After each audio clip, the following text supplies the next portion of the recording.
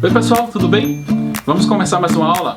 Só que antes disso, mais uma vez, se inscreve no canal, ativa o sininho, deixa o like e comenta. Seu comentário é muito importante para nós. Bom dia, queridos. A graça e a paz do Senhor Jesus a todos. Nossa sala nunca esteve tão florida e tão repleta de pessoas. Louvado seja Deus por isso. A gente tem tratado sobre as parábolas de Jesus, estamos estudando elas uma a uma. Recentemente a gente falou sobre as 10 virgens, né? E sendo as 5 prudentes e as 5 imprudentes. A gente tinha na relação uma outra parábola para falar hoje. Ô, Márcio! Porém, você vai vir aqui? Já estou ouvindo o nome já. Com a sala conjunta, eu vi aí a oportunidade de trazer uma parábola que fosse mais abrangente para o que a gente vai tratar, os irmãos pudessem acompanhar, além do elemento parábola, do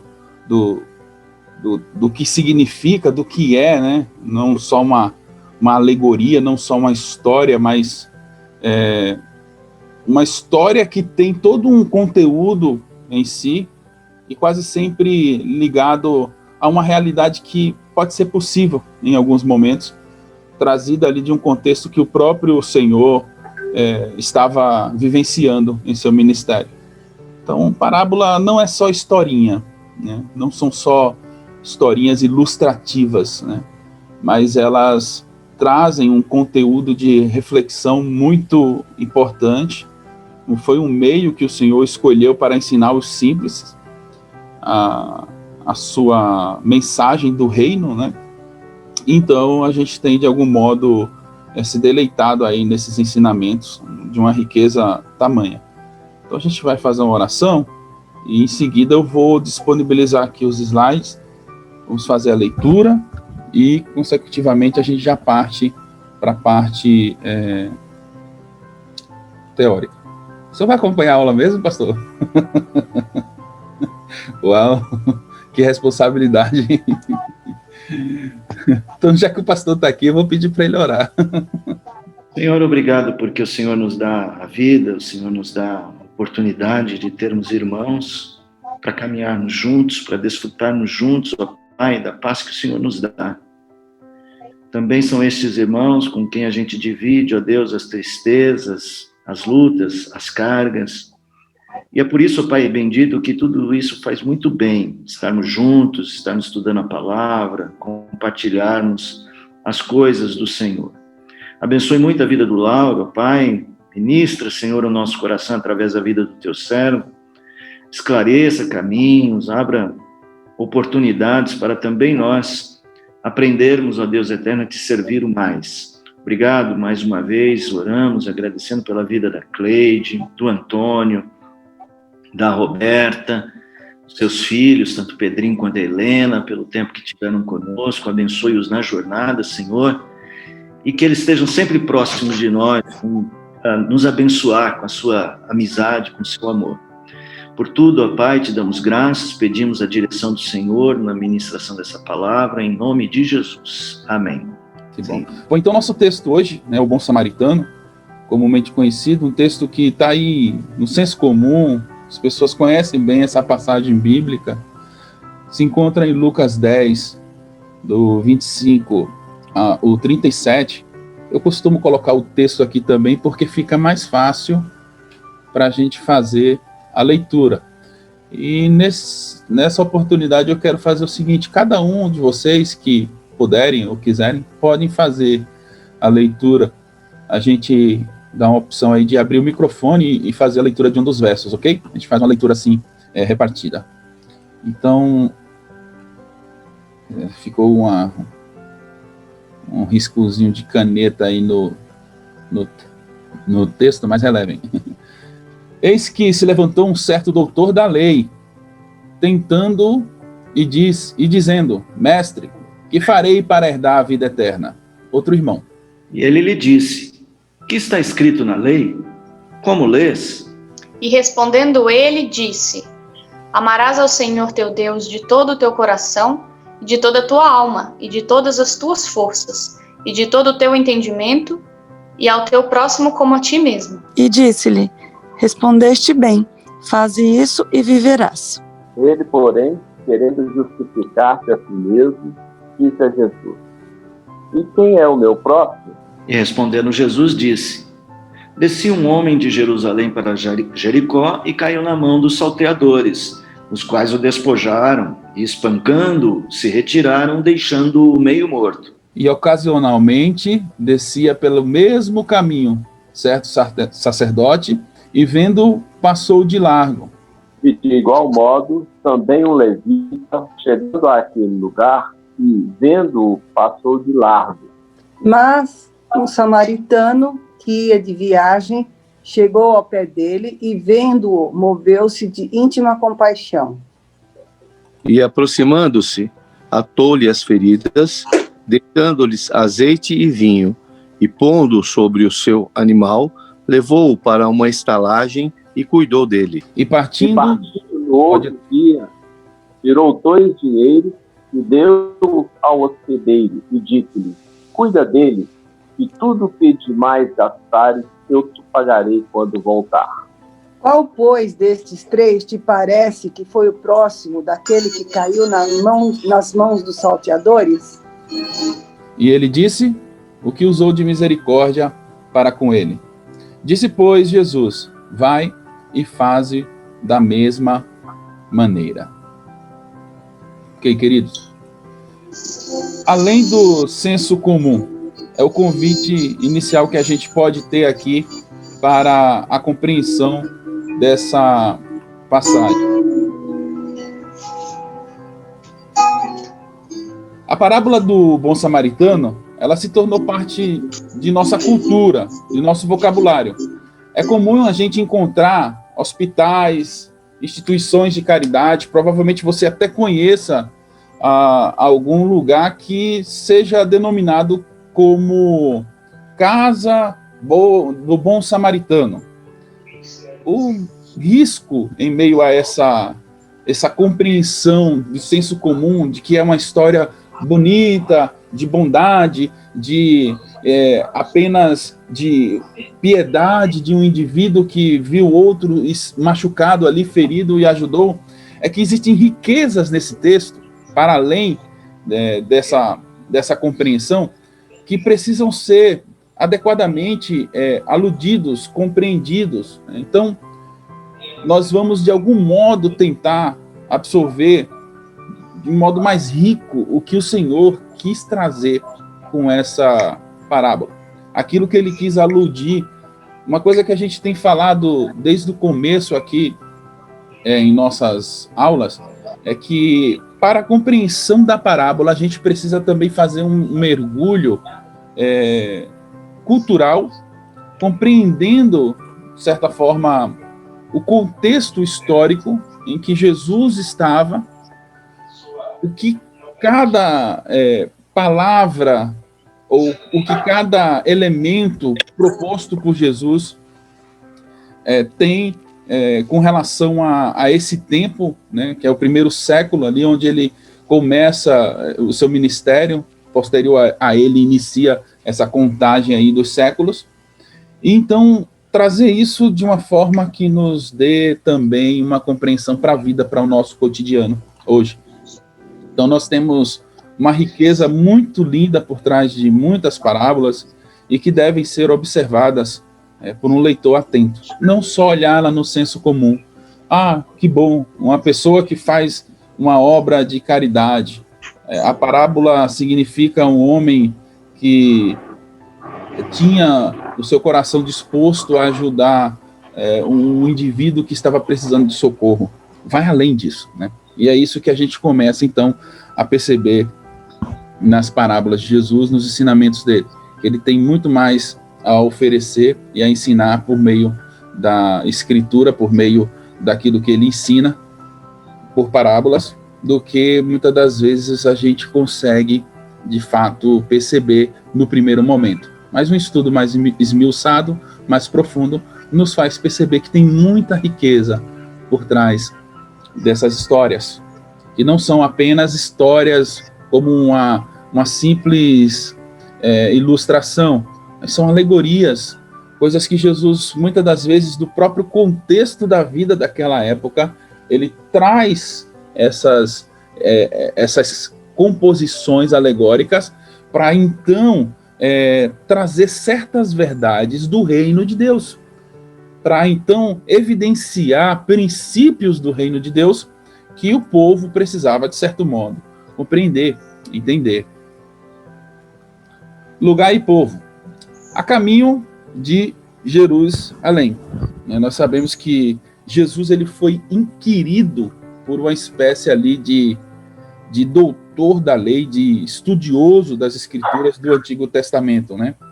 E ele queria saber a respeito de herdar a vida eterna, como que ele deveria fazer, ou o que ele deveria fazer. Nós vamos chamar aqui no nosso estudo essa pessoa de teólogo, né? Teólogo é alguém que estuda as escrituras. E esse indivíduo, esse doutor da lei, era um teólogo, era alguém que estudava as escrituras no Antigo Testamento, ok? Então nós vamos denominá-lo dessa forma. Ele não faz a pergunta por ignorância. Não é alguém que, de modo ignorante, está fazendo uma pergunta porque não sabe nada da palavra. Mas ele queria, de algum modo, testar Jesus e ouvir a explicação que Jesus tinha sobre as Escrituras. Ele se dirigiu a Jesus chamando de mestre, palavra rabi, né, muito conhecida no mundo antigo, reconhecendo a autoridade de Jesus sobre assuntos religiosos. Ele reconhece isso. Ele esperava de Jesus uma resposta e perguntou algo que aparentemente era muito comum. Hábil e gentilmente o mestre instruiu o aluno, né, de teologia, o seu aluno que ali agora lhe perguntava, nos ensinamentos e implicações da palavra. Ele dirigiu a pergunta: que está escrito? E aí vem algo muito interessante. Jesus, ele responde a esse doutor da lei, a esse teólogo, não como naturalmente se responde uma pergunta. Você faz uma pergunta a alguém, tudo bem com você? Só responde, vai tudo bem. Toda pergunta precede ali depois uma resposta, né?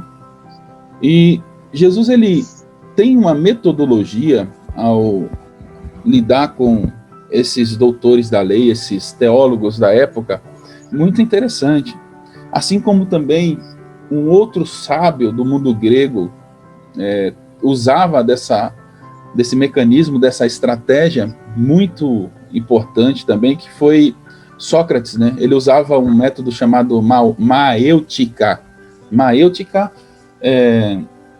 nada mais nada menos do que contrapor uma outra pergunta que leve a pessoa a dar a resposta. Porque, de algum modo, algumas perguntas, elas são, por assim dizer, capciosas. E é o caso desse indivíduo, desse doutor da lei. Jesus sabia aonde ele queria chegar. Eu não sei se você já teve a oportunidade de conversar com alguém, ou mesmo de estar num momento de aula, num ambiente de compartilhamento de conhecimento, e você vê que aparentemente aparece aquele teólogo, aquele doutor da lei, mesmo aula de escola bíblica, e a pergunta da pessoa nem parece ser uma pergunta, mas parece ser um elemento a mais da aula para evidenciar o conhecimento que essa pessoa tem. Só que ela coloca em forma de pergunta e, na verdade, ele mesmo já dá a resposta. Então, nessa relação aí, parecia que Jesus justamente estava fazendo este homem chegar a um conhecimento que ele já tinha prévio, sendo ele um doutor da lei. Então, Jesus vai construindo isso com perguntas, né, usando esse método, não dando uma resposta pronta, mas dizendo para ele o que diz a lei. ele vai levando esse indivíduo a reconhecer a verdade, a reconhecer a palavra por ele mesmo. O que está escrito na lei? É a pergunta que o Senhor fala. De fato, ele perguntou como resumes, né, a lei. Quando você adora na sinagoga, quando você está no templo, como que você resume a lei? Então, esse teólogo, ele responde citando os mandamentos ligados pela palavra amor. Amarás o Senhor teu Deus e amarás o teu próximo como a ti mesmo. Ele sabia bem a resposta. Né? Ele sabia bem a resposta. O Senhor, então, evidencia isso para ele. Logo, o doutor da lei compreendeu que Jesus tinha o controle da situação. Se ele queria, de algum modo, pegar Jesus numa contradição, ele, então, agora passa a se amofinar um pouquinho mais e entender que a coisa está ficando mais estreita do que ele imaginava. A coisa não ia ser tão fácil ali, o diálogo para vencer o mestre não seria do modo como ele havia planejado em seu coração. E talvez ali ele, com o título, agora mestre, seria vencido, né? Ele como doutor seria então, de algum modo, vencido por quem ele talvez imaginasse ser um aluno, alguém que ele imaginasse não ter a compreensão e a profundidade do conhecimento teológico que talvez ele tivesse, da lei, dos profetas. E Jesus, então, coloca esse doutor, esse teólogo, no seu lugar devido, de aprendizagem, levando-o a perceber a verdade intrínseca de Deus. Olha, eu gosto muito de uma história, irmãos, que é contada de Gandhi. Talvez num pensamento reformado e cristão a gente não tivesse respondido dessa forma. Mas diz que Gandhi, ao estudar na Inglaterra, se não me engane, ele tinha um professor que o humilhava muito e que tentava de toda e qualquer forma desfazer dele por causa da sua origem, sua nacionalidade. Então, em um certo momento, numa sala de aula, e ele era um aluno exímio, tirava notas excelentes, ia muito bem, mas esse indivíduo tinha uma espécie de xenofobia ali contra Gandhi. Mas é contado na história que esse indivíduo então chega para Gandhi e pergunta: Gandhi, vamos supor que você está passando numa rua, e ao passar por essa rua você encontre uma mala, um saco com muito dinheiro, e também encontre uma pilha dos livros mais importantes já produzidos. Qual desses você pegaria e ficaria para você? Olha, Gandhi olhou para o professor, os colegas na sala viraram, ficaram esperando a sua resposta, e ele disse: professor, eu ficaria com o dinheiro. E então o professor aproveitou a resposta dele para desfazer de sua cultura, né? Tá vendo como povos que vêm da Índia como você não têm respeito ao que é do outro, e ficaria com o dinheiro? Eu, por exemplo, ficaria com os livros onde você adquiriria conhecimento, sabedoria. Vocês não prezam, não valorizam isso, são um povo que não tem cultura, uma cultura pobre, e começou a falar de modo muito depreciativo para Gandhi. No final, Gandhi, então, dá a seguinte resposta e diz assim: professor, eu entendo que o senhor ficaria com o livro. Cada um fica com aquilo que não tem. Cada um fica com aquilo que não tem. Com essa resposta, Gandhi estava dizendo ao professor que ele não tem dinheiro, mas ele tem cultura. Então, ele preferia ficar com o dinheiro. Mas, é claro, numa construção reformada, a gente procuraria o dono tanto dos livros quanto do dinheiro. Mas essa história serve para ilustrar e para dizer o seguinte, que o mestre ali, de fato, quem o era nesse momento, que deu uma lição àquele professor, foi Gandhi, né? Fazendo com que ele percebesse um pouco da sua arrogância. E esse mestre, esse doutor da lei que chegou para conversar com Jesus, ele teve de igual modo que compreender que Jesus tinha controle da situação, né, e que ele sabia a resposta. E ao comentário de Jesus, que também reforça isso, é quando o próprio Senhor disse: respondeste corretamente. Jesus é um mestre. É ele quem está dizendo: respondeste corretamente. Você não está tão distante da verdade, não. Ele, após a questão, então, de quem é o meu próximo, que esse era, então, o ponto fundamental, Jesus vai aludir ainda mais questões para que ele venha a uma reflexão e consiga, então, compreender que o meu próximo é alguém, não é apenas uma situação ou uma circunstância. Então, o judeu, ele vivia num ciclo, né? Aqui está no nosso slide. O centro era ele mesmo, cercado por seus parentes mais próximos, então pelos outros parentes e finalmente pelo ciclo daqueles que proclamavam ser da descendência judaica. Somos da raiz de Abraão. Até hoje o judeu ortodoxo, ele de alguma forma se evidencia como um herdeiro de Abraão, né? Então a palavra próximo tinha um significado de reciprocidade. Ele é meu irmão, eu sou irmão dele. Isso é lógico. Assim se fecha o ciclo de egoísmo e etnocentrismo. Suas linhas tinham sido cuidadosamente traçadas a fim de assegurar o bem-estar dos que se achavam dentro e negar ajuda aos que estavam fora. Era muito comum, então, os judeus terem o seu ciclo de amizade, de família, muito bem fechado, a ponto de que o goim, o gentil, não pudesse ter acesso, não pudesse ter relação. Deus chamou Israel para ser uma luz para as nações. Eu lembro de estudar com um judeu ortodoxo, e conversando com ele, eu falava: poxa, mas Israel era para ser uma luz para as nações, né? Israel deveria ter sido, de algum modo, um referencial.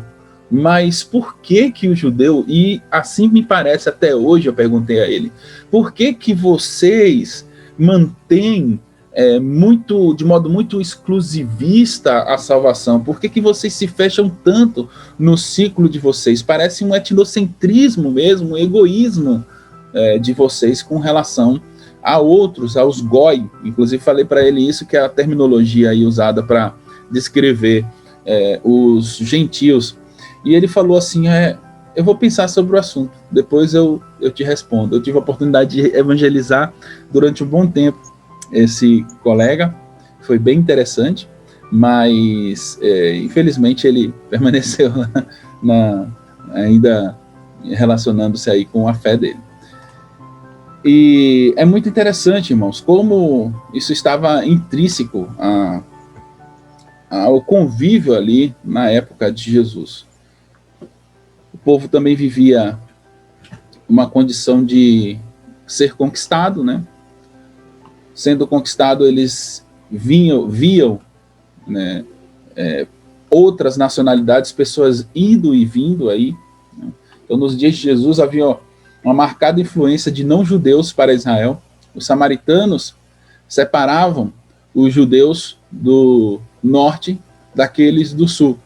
As forças de ocupação romana estavam presentes em todos os lugares e viajantes helênicos visitavam Israel regularmente. Israel funcionava como uma ponte entre as nações. E diariamente o judeu esbarrava em estrangeiros. Quem é o meu próximo? Era uma pergunta comum. Aplicada à lei áurea, como quereis que os homens vos façam, assim fazei vós também a eles. Então, havia, de fato, um volume, um transporte, um passar de gente muito grande ali. Estudiosos, então, da teologia, não viam qualquer problema com a relação do primeiro grande mandamento, amarás o Senhor teu Deus. Esse estudioso entendia bem isso, amar o Senhor sobre todas as coisas, amar o teu Deus acima de toda e qualquer coisa. Poderia expressar bem essa compreensão, esse teólogo. Ele poderia, sim, realmente dizer que ele procurou guardar a lei no que tange a essa primeira etapa. Mas amar o teu próximo como a ti mesmo, havia aí um problema, né? O segundo mandamento ele fez uma pergunta esperando que Jesus delineasse os limites. Ele precisava reforçar a sua compreensão de próximo dentro dos parâmetros judaicos. Era isso que ele queria. Ah, tá, meu próximo. Mas quem é o meu próximo? Ah, não, peraí. Pela tradição, meu próximo são todos aqueles que são da fé. São todos aqueles que são da igreja. São todos aqueles que são da comunidade judaica. Então eu amo só o meu semelhante. Ele estava esperando essa resposta de Jesus.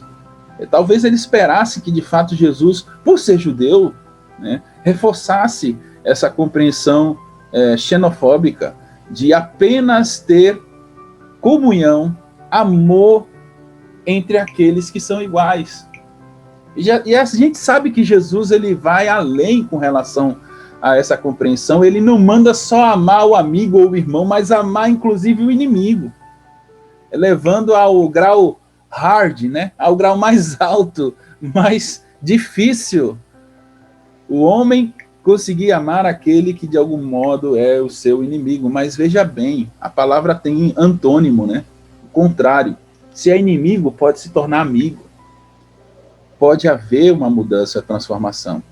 E é sabendo que, por seguir os ensinamentos dele, os princípios dele, é que nós estamos dispostos sempre a arrumar, a consertar, a refazer laços, criar pontes nas relações para que seja restabelecido aquilo que é o plano de Deus para o convívio entre os homens, que é o amor, viver em amor, viver em paz uns com os outros.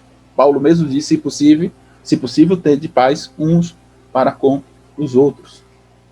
Então esse limite aí foi algo desafiador, mas Jesus se recusou então a responder diretamente e mais uma vez ele vai delineando junto com o próprio teólogo a compreensão para a resposta do que ele estava perguntando.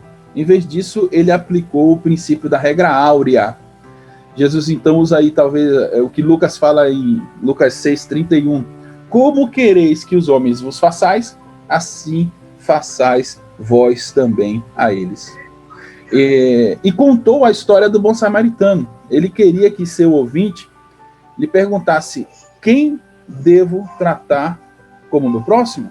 Talvez é a pergunta que nós nos fazemos. Será que Jesus, então, queria que ele chegasse a essa pergunta: quem devo tratar como meu próximo? E a história que ele conta, ela é tão real e verdadeira, no sentido de que ela pode, de fato, acontecer e refletir uma verdade, um acontecimento que pode ser até para os dias de hoje. Nós vivemos um mundo tão violento, né? Desculpe, irmãos. Pessoas são assaltadas constantemente, às vezes deixadas em um estado deplorável, às vezes feridas.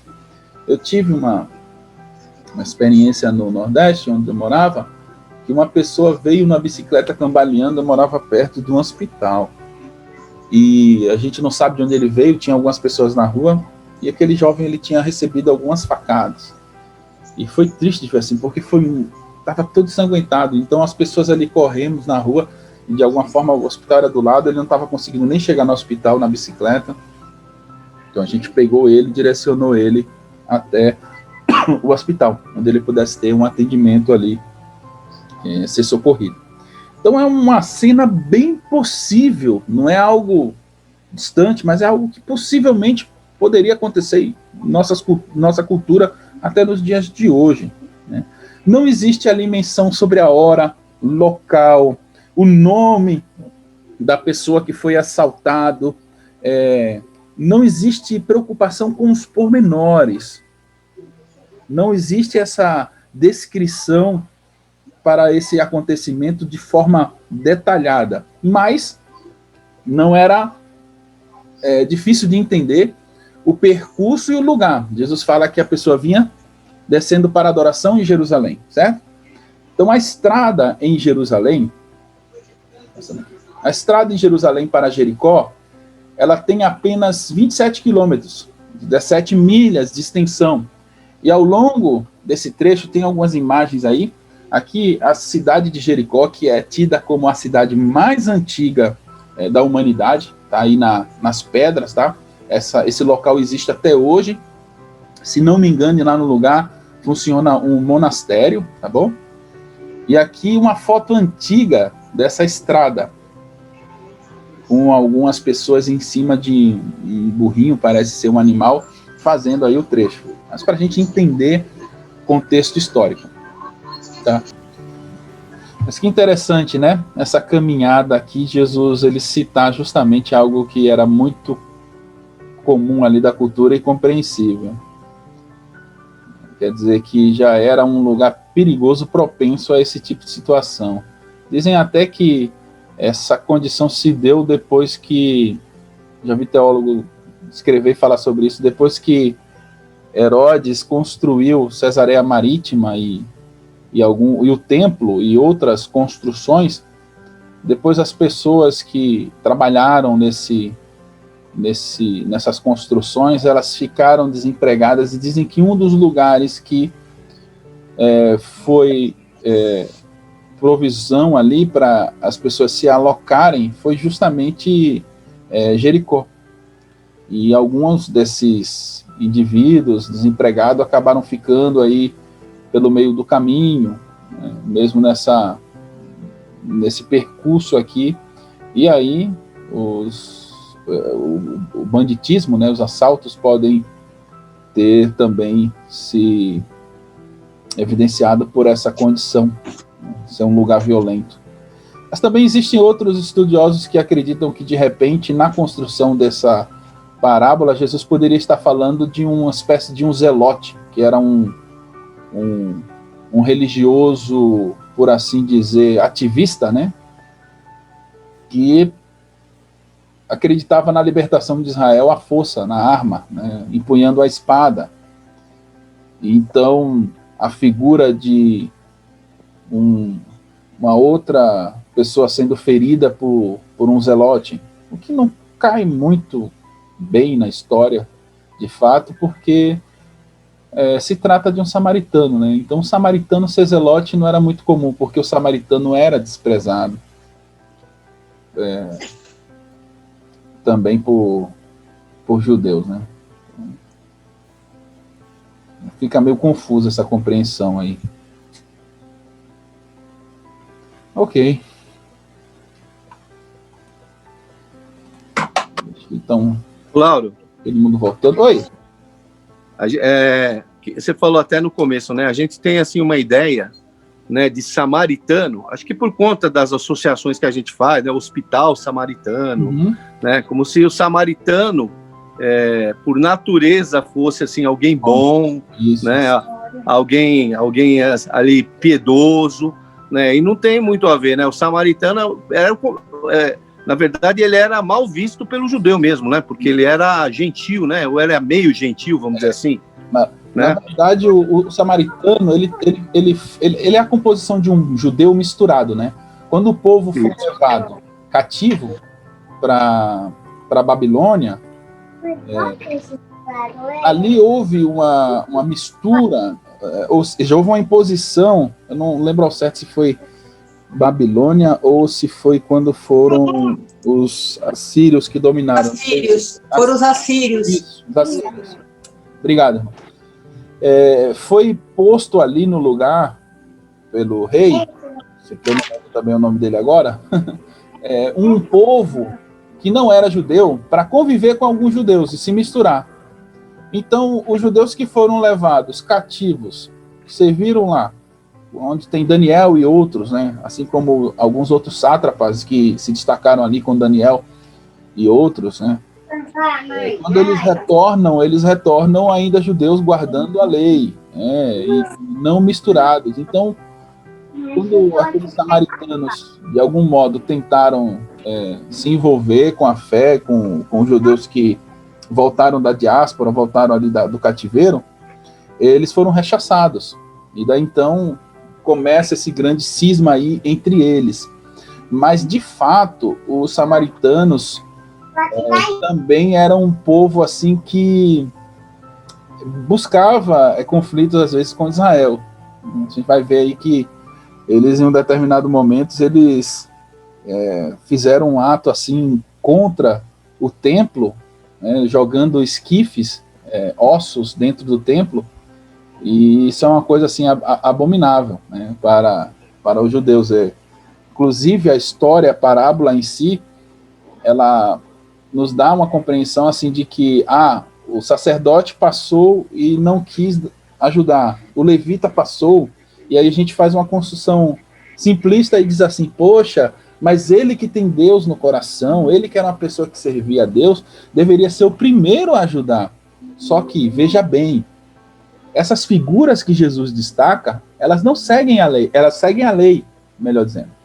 E era proibido pela lei encostar em mortos. Então o estado daquele homem poderia ser em uma condição de morto, né, deplorável ali. Então o sacerdote, o levita, que pela lei não poderia encostar no morto, porque estaria impuro, não poderia servir no templo. Então ele estava indo servir no templo, ele estava indo oferecer suas libações, seus sacrifícios.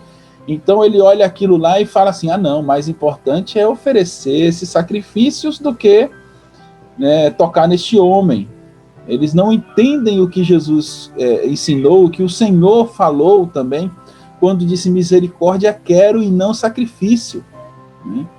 Isso é uma compreensão que para eles não era viável, não era fácil de assimilar.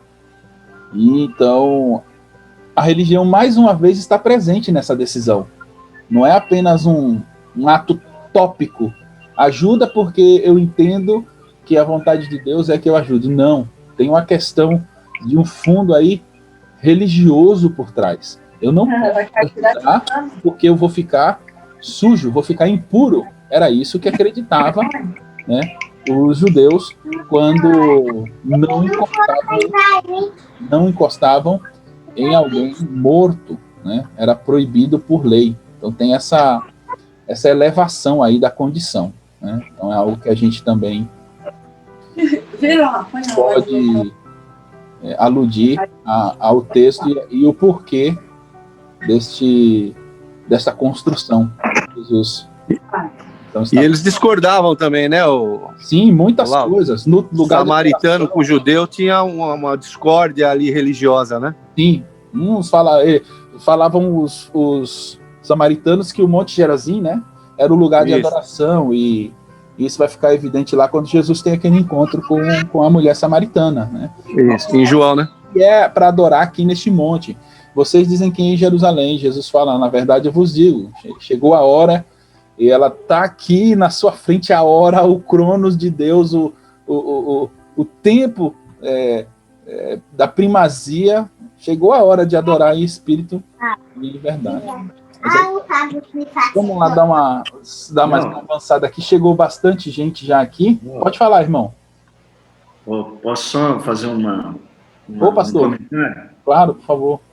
Acho bastante interessante na parábola que Lucas é o único a contar essa parábola. Sim, é verdade. Maurício está fazendo uma pergunta para ele. E essa é uma das coisas que eu acho que... Fazendo uma pergunta para o Lauro de lá. Porque o grande questionamento da parábola, eu acho que é justamente o conceito de próximo, né? Uhum. Como você mesmo falou, quem é o meu próximo? Sim. E aí... Ele está falando sobre o bom samaritano. Jesus fez muito disso, né? Ele ressignificou, tentou, não é na verdade ressignificar, ele coloca a verdadeira interpretação da lei, lá em Mateus, no capítulo 5, lá no Sermão da Montanha, quando a gente entende um pouco melhor o que é amar, não é isso? Não matarás, né? E depois o não adulterarás. E aqui no resumo da lei ele parece estar fazendo propondo uma interpretação mais profunda do que é o próximo, porque talvez para o judeu a palavra próximo aí, que significa para ele estava muito ligada à ideia daquele que é da minha raça, daquele que é meu conterrâneo, daquele que é próximo de mim. E ali, entre os samaritanos e os judeus, começou a ver, então, como você falou, já que eles estavam misturados, né, será que eles são agora ainda o próximo? Eles continuam sendo irmãos? E para Lucas, e aí é onde que eu acho muito interessante, é que Lucas era um estrangeiro. Lucas é o único a fazer menção dessa parábola. Então, para mim, entra muito dentro da própria ideia de Lucas de mostrar, olha, eu sou um goim, né, como você usou aí a expressão, né, gentil, eu sou alguém de fora que fui alcançado, o evangelho alcança os de fora, e aqui é muito importante para eles entenderem quem é o próximo, né? Eu acho que fantástico a gente colocar isso dentro esse escopo do evangelho sendo pregado a outras nações, e essa parábola está dentro do evangelho escrito por um grego. Amém. E isso é tão forte, essa questão esse nacionalismo, né, que às vezes existe em alguns grupos, que a gente tem hoje culturas que ainda são, de algum modo, tão exclusivistas e fechadas quanto, né? O próprio judeu ortodoxo, ele vai manter essa compreensão ainda, né? E é claro, como isso é relevante para Lucas, né, pastor? Porque ele sendo um goim, sendo um não-judeu, ele se sente totalmente aceito pelo Senhor, e se sente parte, ele se sente integrante da fé. E ele vai escrever isso com significante, né, com significado, dizendo, olha, talvez não para a gente, mas a força para alguém que estava ali, que era de fora da cultura, ao ouvir essa narrativa e dizer, poxa, mas olha, esse senhor, esse mestre judeu que ele está dizendo que morreu, ressuscitou, conhecendo toda a história, ele foi alguém que abriu os braços para outros povos que são tão rechaçados, muitas das vezes tão excluídos, e é bem isso mesmo, né? Realmente, muito bom, pastor, obrigado pela cooperação aí, enriquecendo ainda mais. Então vamos lá dar um passinho aqui. Opa, foi demais. Aqui. Aí a gente entra então agora nas implicações, né? Então, fazendo aí uma rememoração aí do que Jesus primeiro queria escrever, né? De acordo com a história contada por ele, esse homem ele descia da estrada de Jericó, né? Não nos é dito se ele era rico, se ele era pobre. A história fala que ele foi assaltado, que ele foi espancado. Nós podemos imaginar aí alguém que ficou semi-morto, né? Alguém que ficou em farrapos, que foi abandonado à beira do caminho. Logo após esse assalto, aparece ali um sacerdote, né, a caminho da sua casa em Jericó, talvez, descendo também da adoração que ele foi fazer em Jerusalém. Ele olhou o homem ferido e passou de lado, não quis ter contato. Se estivesse montado num burrico, não teria se incomodado ao menos em saltar, dar uma olhada. Nada disso aconteceu. O homem não teve qualquer expressão de ajuda ou de esperança com relação àquele indivíduo. Pouco depois, um levita também passa e faz exatamente a mesma coisa. Ele olha e continua o seu caminho. Mais tarde veio um mercador, né, cujas roupas o identificavam como mercador. A gente já tem aí uma caracterização mais ou menos de como seria. Então Jesus já descreve um biotipo também, um prototipo de quem seria esse indivíduo. É um mercador, alguém que estava ali transitando pela estrada, né? E era um samaritano. E aí tem essa ênfase, essa máxima. Parou e olhou para o homem que, desamparado, jazia em seu próprio sangue. Alguém que já estava ali realmente prestes a sucumbir. O samaritano se encheu de pena, né?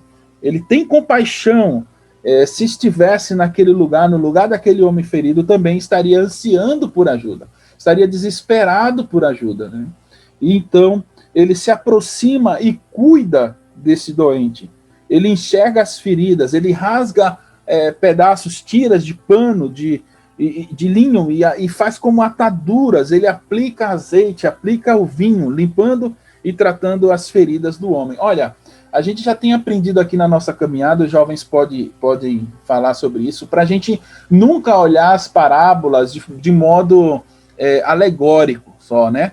Existem alguns momentos onde a gente entende que possa haver uma alegoria ali, quando se fala da noiva, que é a igreja ou coisa do tipo, mas a gente não pode olhar desse modo só alegórico, imaginando que o vinho representa isso.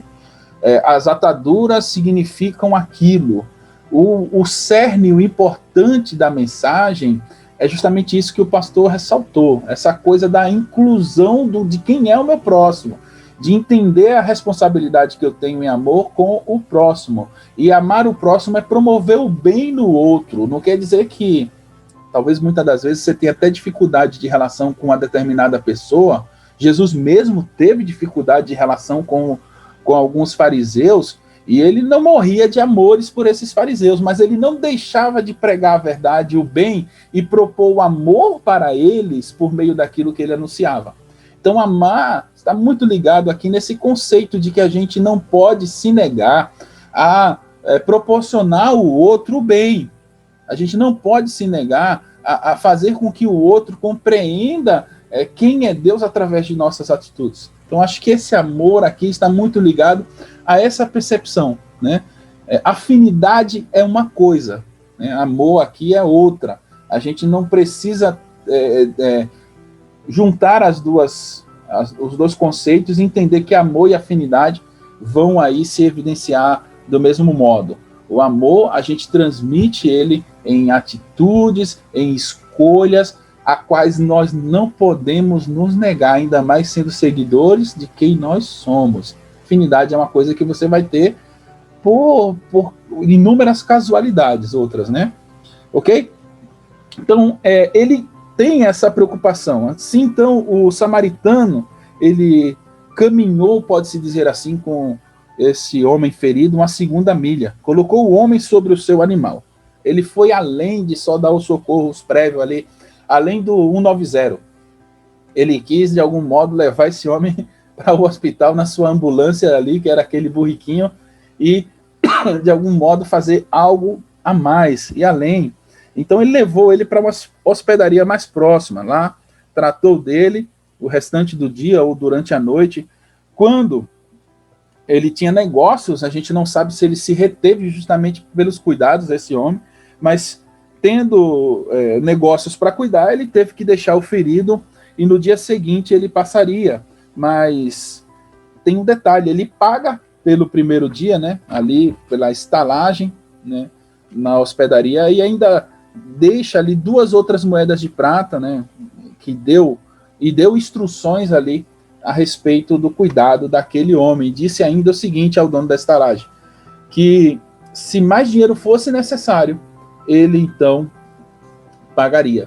Então esse é um resumo aí do que seria a história. Quando ele voltasse da viagem, se fosse necessário, ele reembolsaria o dono da estalagem. Então, algumas implicações aí que nós vemos nessa parábola. Jesus, ele terminou a história perguntando a este homem, qual desses 3 parece ter sido o próximo do homem que caiu nas mãos dos salteadores. O que eu acho lindo, justamente, na forma de Jesus responder, é que não é uma resposta bate-pronto num diálogo, né, ali natural. Oi, tudo bem? Vou bem, como vai você? Vou bem. E a família? Tá bem? Também.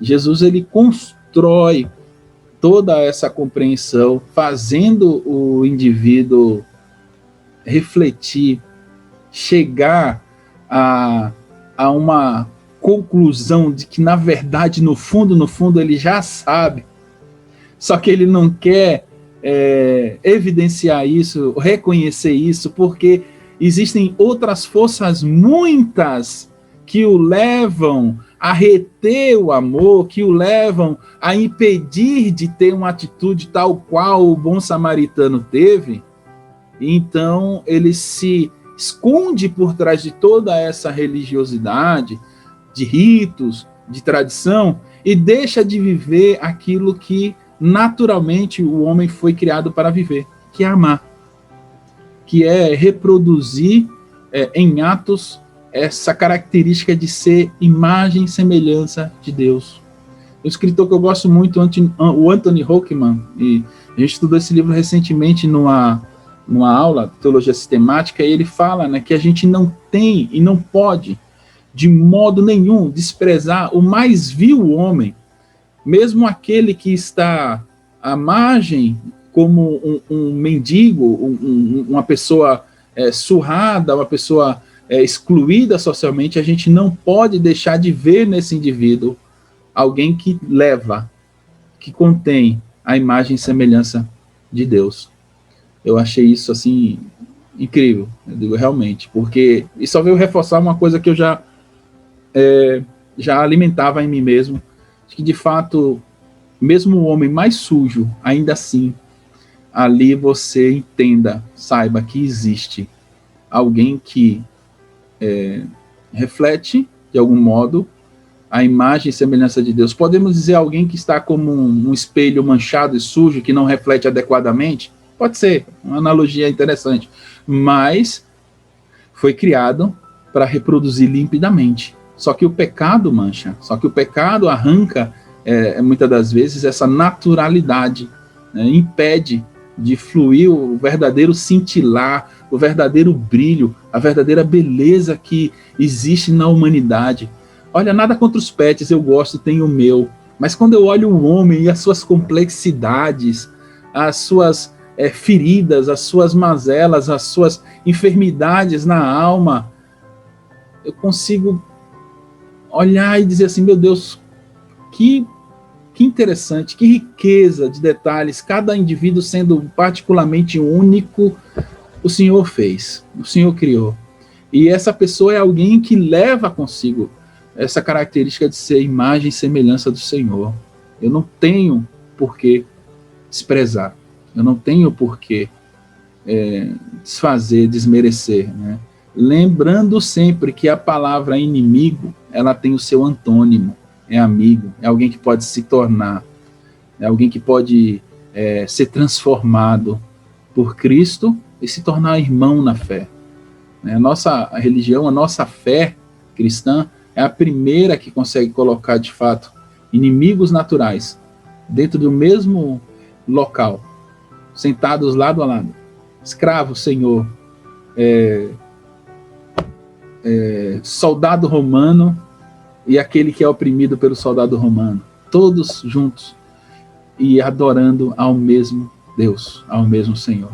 Nós somos os primeiros e únicos, de fato, a fazerem isso, a viver essa realidade de nos tornarmos semelhantes, irmãos em Cristo. Então o teólogo ali, ele teve que evidenciar essa resposta, o que usou de misericórdia para com ele. O que usou de misericórdia para com ele é o irmão dele, é o próximo dele. Então, entre outras palavras, o samaritano provou ser irmão do homem ferido.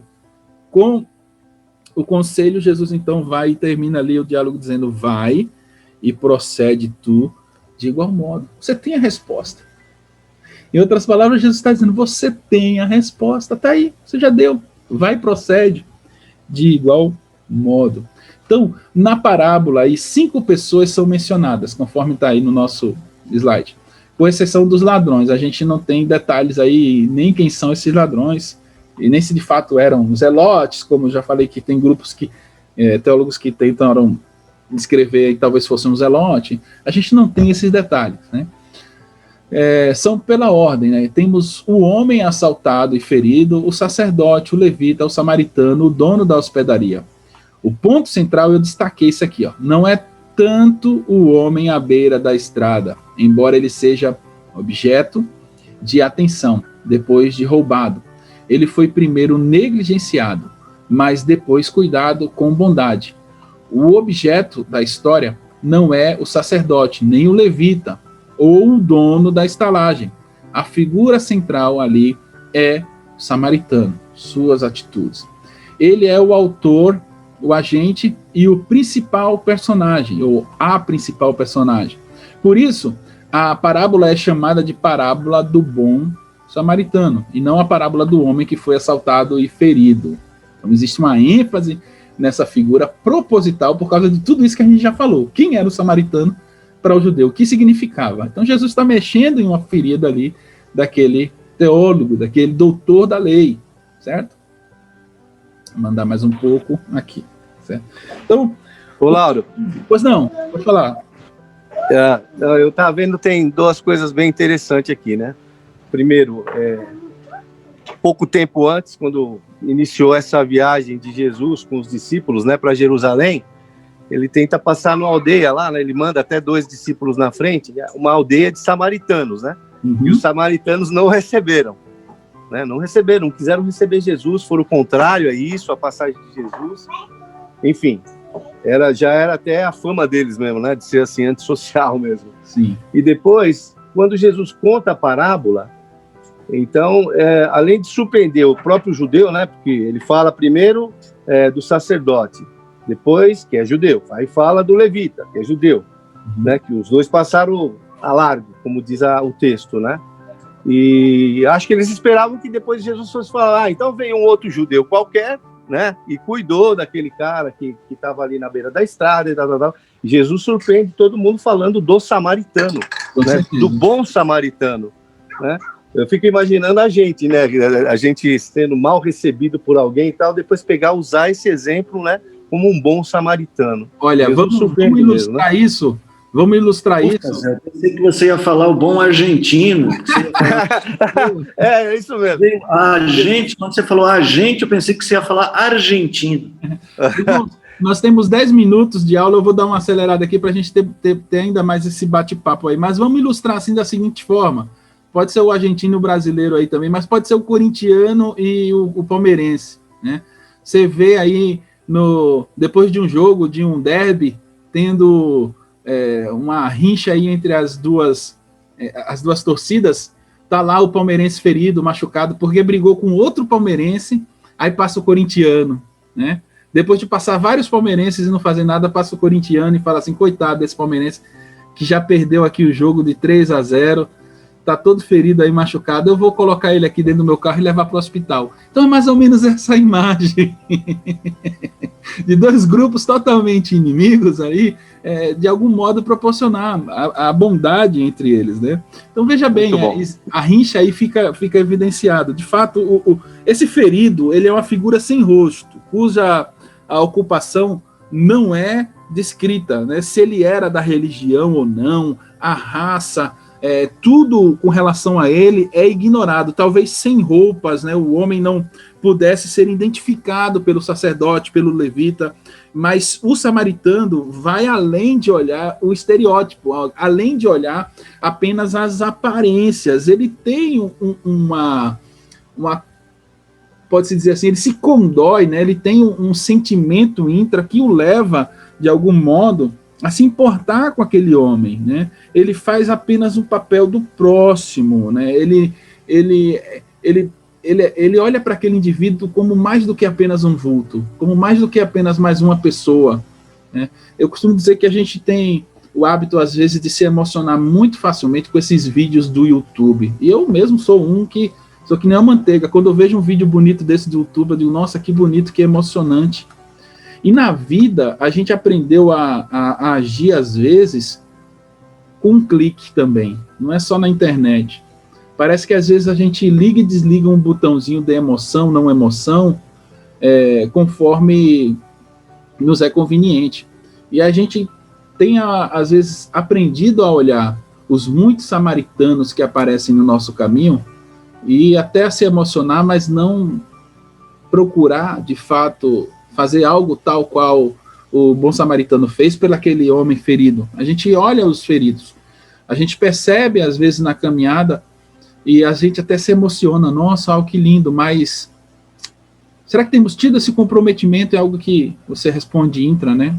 E e ido além das rinchas, das indiferenças, e ido além das inimizades, mesmo talvez das indisposições que possa haver, e procurar promover o amor, a paz, são coisas que, de algum modo, se percebe na figura do samaritano, né? Do bom samaritano. Então, olha só, enfatizando a rincha aí, né?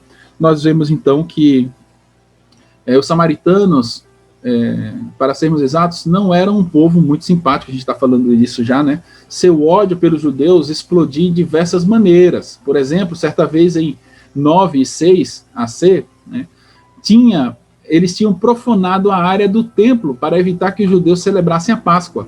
E como que eles fizeram isso? Né? Eles espalharam ossos humanos pelos pátios do templo. Aos olhos dos judeus, samaritanos eram mestiços, tinham se estabelecido na terra de Israel durante o exílio dos judeus, e a sua Bíblia consistia apenas dos 5 livros de Moisés. Tinham construído o seu próprio templo no Monte Gerazim, conforme João 4:20. Os judeus o destruíram em 128 AC. Por causa desse ódio profundo, os judeus não se davam com os samaritanos. Então fica aí, mais uma vez, evidenciado o ódio que havia entre esses dois grupos, certo? Alguns paralelos aí com relação ao Antigo Testamento. Ao contrário, né? Ao contar a parábola, do bom samaritano, ele chama a atenção de seus ouvintes ao seu ouvinte versado em teologia para pelo menos 2 paralelos do Velho Testamento. O intérprete da lei deve ter conhecido as alusões feitas a essas conhecidas passagens das Escrituras. Primeiro há o relato registrado em 2 Crônicas 28, 5, 15, que fala do povo de Jerusalém e Judá durante o reinado do rei Acais, e em 734 AC, que foi levado cativo para Samaria. O relato termina com as palavras. Vamos ver o que diz. Opa, passei demais. Está embaixo aqui. Aqui embaixo. Isso. Com as palavras de 2 Crônicas 28, 15. Eu acabei não colocando o texto, foi uma falha, mas nosso tempo está passado, irmãos, aí eu peço que os irmãos depois anotem e deem uma lida, se for o caso. E Oséias também está aqui de alguma forma implícito, como horda de salteadores que espreitam alguém, assim é a companhia dos sacerdotes, pois matam no caminho para Siquém, praticam abominações. Então esses 2 textos aí de alguma forma fazem uma referência aí, ou estão ligados a essa passagem, a esse contexto. Então tudo que Jesus cria ou elabora com relação a parábolas, porque a nossa ênfase aqui é compreender parábolas, ela sempre vai estar calcada em um texto que faz de alguma forma um paralelo, ou que de algum modo evidencia o conhecimento de um texto do Antigo Testamento que se cumpre ali no momento onde ele está, então, anunciando a chegada do reino, certo? A aplicação disso, né, desse ensinamento aí para nossas vidas. Opa, eu vou me alongar aqui um pouquinho mais rápido, porque a gente está a 3 minutinhos. Em seu ministério terreno, Jesus torna conhecido uma dimensão mais ampla da exigência da lei. Amarás ao teu próximo como a ti mesmo. No Sermão da Montanha, o mandamento não se restringe ao próximo, mas inclui também o inimigo. Amai os vossos inimigos. Se não fazemos isso, estamos tal qual os fariseus e doutores da lei, que de fato guardavam só a lei e não conseguiam ir além nessa dimensão aqui de amar o seu inimigo. Isso só se torna possível porque, sim, o inimigo pode, porventura, vir a se tornar um amigo. Não sei se você já teve a oportunidade daquela história de primeira impressão é que fica, depois você conhecer bem a pessoa e dizer assim, nossa, não era nada daquilo que eu imaginei, e essa pessoa se tornar próxima, se tornar amigo. Então, às vezes, a gente precisa dar chance, oportunizar que as pessoas também nos conheçam, né? Não conhecer alguém pelo que o outro fala. É muito comum, às vezes, a gente tecer uma ideia da pessoa por aquilo que outros falam, mas dê você uma oportunidade, muitas das vezes, de saber quem é o indivíduo com quem você se relaciona, certo? Jesus não contou a história de um judeu que encontrou um samaritano ferido ao longo da estrada e o ajudou levando a uma hospedaria próxima. Tal história poderia provocar uma reação contrária, porque o judeu seria considerado um traidor se ele fizesse isso, um traidor da causa judaica. Do mesmo modo, se Jesus tivesse usado os três, o sacerdote, o levita e o israelita, o feito teria sido inteiramente diferente, teria criado um contraste entre o clero e os leigos, com uma tendência decididamente anticlerical, mas a apresentação do samaritano na conjuntura apropriada surpreende agradavelmente o ouvinte e não os predispõe a levantar objeções. O samaritano mostra como se deve amar o próximo e ser como um irmão para ele. Queridos, a gente está a 1 minuto, então. A parábola do samaritano, ela é temporal, ela pode ser aplicada ao nosso contexto hoje. Amar o próximo como a ti mesmo. É uma ordem, né? Não é apenas um mandato, um convite com gentileza, mas é uma ordem do Senhor. Eu não sei se a gente volta para bater um papo final, vocês preferem, ou se a gente finaliza aqui. O nosso tempo foi.